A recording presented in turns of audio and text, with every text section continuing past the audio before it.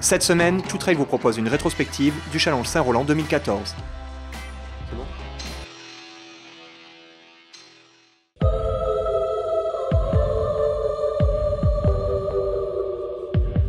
Depuis 6 éditions, le Challenge Saint-Roland rythme la saison des trailers de la Réunion. Avec une douzaine de courses de formats différents aux 4 coins de l'île, il y en a pour tous les goûts. Cette année encore, ils ont été plusieurs milliers à participer à l'une ou plusieurs étapes du Challenge. De gros rassemblements comme sur le Trail des Anglais avec 1400 coureurs, la Transdimitile avec 800 coureurs ou bien sûr le Grand Raid. En 6 ans, le paysage des courses de la Réunion a cependant beaucoup évolué. Unique compétition de ce type il y a encore 2 saisons, le Challenge Saint-Roland n'était plus le seul cette année à proposer un regroupement d'épreuves. Les coureurs avaient le choix puisqu'ils pouvaient aussi s'engager sur le Challenge Décathlon, le Challenge City Sport ou le plus discret Challenge de l'Est. Au final, peu d'épreuves du calendrier sont restées orphelines cette saison. Le problème est plutôt venu du calendrier lui-même qui n'était pas forcément toujours très cohérent.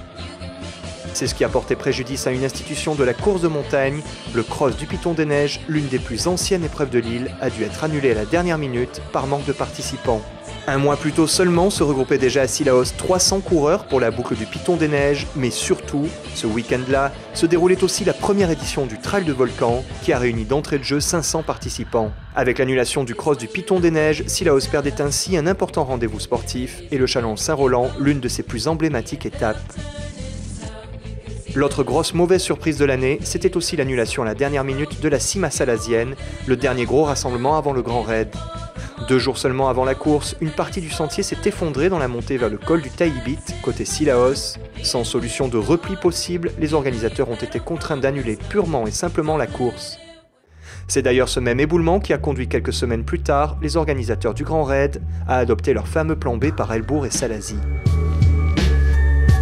Le challenge a donc été cette année amputé de 2 courses, mais il restait largement de quoi satisfaire les trailers avec 10 épreuves variées.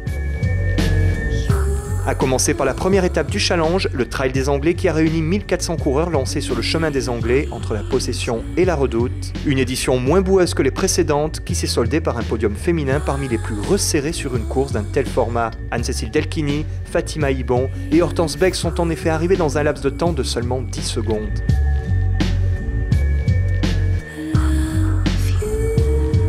La deuxième étape, le Caldera Trail entre la plaine des Palmistes et Saint-Philippe par le volcan, a quant à elle été marquée par des conditions météo dantesques, du froid, de la pluie et du brouillard qui ont conduit à l'abandon de nombreux coureurs parmi les 700 engagés. Des problèmes de balisage ont aussi perturbé le bon déroulement de la course et ont conduit les leaders du jour René-Paul Vitry et Didier Mussard à franchir la ligne d'arrivée main dans la main.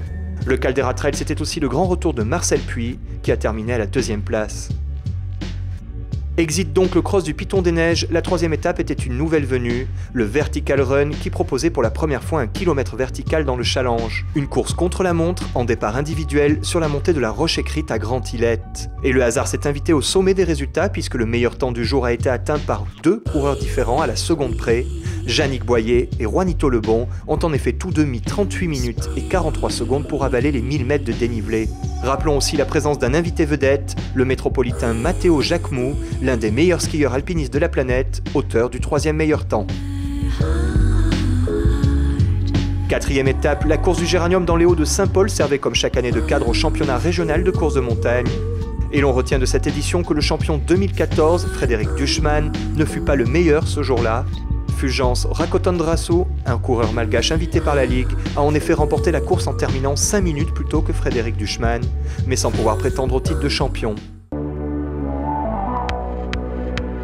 5e étape, l'Arc-en-Ciel qui propose un parcours en bord de rempart entre la rivière des Galets et Saint-Louis en profitait pour fêter son 10e anniversaire en invitant les anciens lauréats de la course. Parmi eux, les 2 pointures du trail pays les plus titrées sur cette épreuve, Marcel Puy chez les féminines et René-Paul Vitry.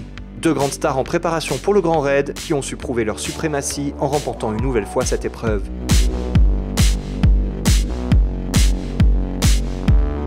Avec l'annulation de la Cima Salasienne, la 6e et 7e étape, c'était donc le Grand Raid et le Trail de Bourbon, qui comme chaque année ont une forte influence sur le classement général du challenge grâce à leurs coefficients. On retiendra de cette édition l'hécatombe des stars pays qui ont été nombreuses à abandonner, mais certains ont tenu bon comme Alexandra Klein, 2e réunionnaise et 6e féminine, qui grâce à cette performance en profitaient pour prendre définitivement la tête du classement général. Au mois de novembre, la Cala représentait le plus gros rassemblement de la fin de l'année avec près de 900 coureurs sur les sentiers entre la Possession et Dodane. Une édition marquée par le grand retour de Raymond Fontaine qui en a profité pour battre le record. 6 jours plus tard, une autre nouvelle venue dans le challenge, le Maffa Trail Tour, a tiré près de 500 coureurs sur un format beaucoup plus long de 65 km pour faire le grand tour du cirque. Et si les locomotives pays ont manqué à l'appel de cette épreuve, ce fut au moins l'occasion de voir au sommet du podium Eddy Myrtal, qui n'avait plus gagné une course depuis 10 ans. Alors que chez les femmes, Claire Nedelec finissait dans le top 5. 10e et dernière épreuve du Challenge 2014, la Transdignity lui réunissait cette année près de 800 coureurs avec un plateau relevé digne d'une vraie finale. Et les favoris ont parfaitement su tenir leur rang, comme René-Paul Vitry, 5e, mais largement vainqueur du classement général, et Anne-Cécile Delchini, vainqueur de l'épreuve et du challenge court. La mauvaise surprise est venue de la disqualification de Juanito Lebon, vainqueur indiscutable de l'épreuve, mais qui n'a pas porté le t-shirt de l'organisation pour franchir la ligne d'arrivée. Côté résultats, cette édition 2014 du Challenge Saint-Roland est donc marquée par la consécration de 2 grands trailers pays, membres du même team, René-Paul Vitry et Alexandra Klein, premiers au classement général. Les palmarès du challenge court et du challenge long sont aussi l'occasion de découvrir de nouveaux noms comme Michael Guichard ou Willy Mooney.